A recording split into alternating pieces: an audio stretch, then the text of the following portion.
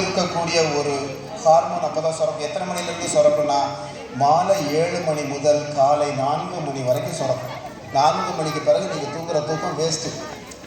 ஆக பழைய காலத்தில் 7 மணிக்கு படுத்தாங்க, 4 மணிக்கு எந்திரிச்சாங்க, வேலைக்கு போனாங்க, திரும்ப லைட்டெல்லாம் கிடையாது, திரும்ப தூங்கினாங்க. 100 வயது வரை ஆரோக்கியமாக இருந்தார்கள். ரொம்ப முக்கியமான விஷயம். அப்போ என்ன பண்ணணும்? அம்மா டிவியை பார்த்து அழுகிறதெல்லாம் நிறுத்தணும். அப்பா பிக் பாஸை பார்த்து கத்துனதெல்லாம் நிறுத்தணும்.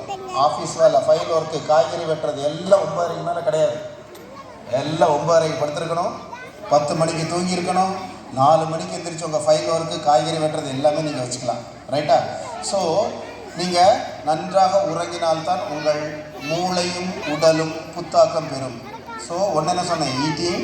eat well, sleep well, and number 3, play well.